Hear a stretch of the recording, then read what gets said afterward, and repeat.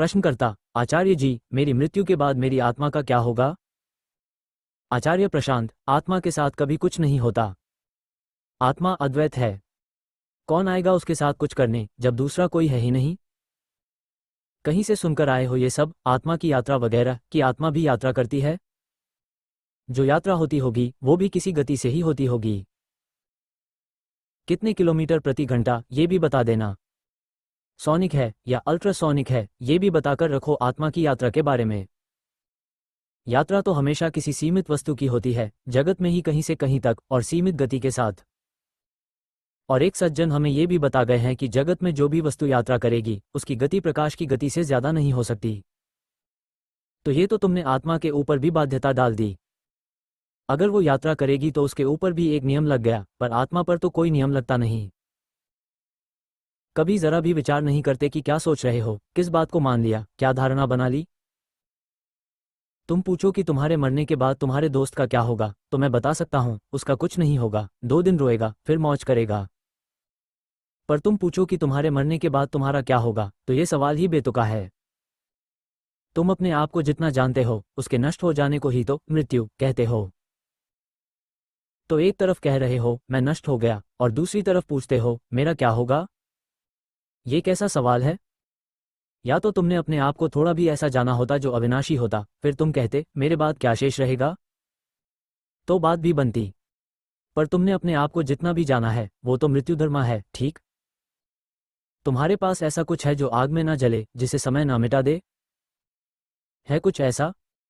जब तुम्हारे पास ऐसा कुछ नहीं है तो मृत्यु के बाद क्या बचेगा? कभी तुमने किसी ऐसे का संसर्ग किया है जो समय के पार का हो, संसार के पार का हो? अगर किया होता तो जानते होते कि क्या है वो जो कभी मरता नहीं। पर जब ऐसा कोई संसर्ग किया ही नहीं तो फिर तुम्हें कैसे बताया जाए कि मृत्यु के बाद क्या है और क्या नहीं? जहां तक तुम्हारी इस व्यवस्था की बात है जो कुर्सी पर बैठी हुई है, ये पूरी व्यवस्था पूर्ण रूप से राख हो जानी है। किसी मुगालते में मत रहना, कोई दिव्य स्वप्न मत पाल लेना कि हम मर भी जाएंगे तो हमारा कुछ बच जाएगा।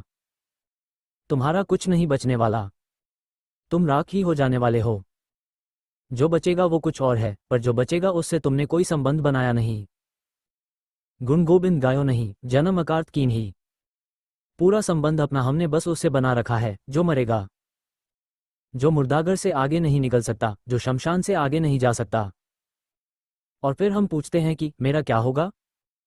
पूछते इसीलिए हो क्योंकि जानते हो कि गलत जगह रिश्ता बना रखा है, इसीलिए डरते हो मेरा क्या होगा। और ये जो गलत जीवन है, गलत रिश्तों का, इसको प्रोत्साहन कहाँ से मिलता है? उन सब सिद्धांतों और कहानियों से जो तुम्हें बताते हैं तुम मर भी जाते हो तो तुम्हारे भीतर से कुछ निकलकर इधर उधर डोलता रहता है और वो बच जाएगा। कुछ नहीं डोलता, धुआं है। मरकर भी प्रदूषण करके जाओगे और कुछ नहीं होगा। धुआं भी इधर उधर कुछ दिन डोलेगा, उसमें भी अणु परमाणु हैं, वो भी जाकर किसी से लिप्त हो जाएंगे। मरोगे तो शरीर का बहुत सारा कार्बन, सबसे ज्यादा कार्बन ही है, कार्बन डाइऑक्साइड बन जाएगा। उसे कोई पेड़ पी जाएगा या समुद्र सोख लेगा। अगर हवा में रह गया तो ग्लोबल वार्मिंग करेगा। यही होगा तुम्हारा। इस सब में आत्मा कहाँ दिख रही है, बता दो। आत्मा कोई शरीर के अंदर की चीज होती है क्या, जो मरोगे तो शरीर से निकलेगी और कहीं और घुस जाएगी? आत्मा कोई इस संसार के भीतर की चीज है? कोई पदार्थ है, कोई लहर, कोई तरंग? तो फिर क्या है जो इस संसार में बचेगा? तुम ही संसार हो। जिस पल तुम नष्ट हुए उस पल तुम्हारे लिए संसार और समय दोनों नष्ट हो जाते हैं। वास्तव में ये प्रश्न ही बेतुका है, मृत्यु के बाद क्या बचेगा? जब कोई पूछे मृत्यु के बाद क्या बचेगा तो पूछो कहाँ, क्योंकि तुम मरे तो संसार मरा। अब कुछ बचेगा भी तो कहाँ बचेगा? तुम कहते हो मृत्यु के बाद क्या बचेगा? बाद माने क्या? तुम मरे तो समय ही मर गया। अब पहले या बाद की बात ही व्यर्थ है। जब तक जी रहे हो तब तक स्मृति है। स्मृति है तो मन है। मन होता है जो अतीत और भविष्य की बात कर सकता है। जब मन ही नहीं बचा तो भविष्य कैसा बचा? जब भविष्य ही नहीं बचा तो ये बाद की क्या बात है? जिस क्षण तुम मरते हो उस क्षण तुम्हारे साथ साथ तुम्हारा समय भी मर जाता है। अब भविष्य कहाँ है? तो अध्यात्म जब कहता है स्वयं को जानो तो सुनने में छोटी सी बात लगती है, पर बड़ी दूरगामी है।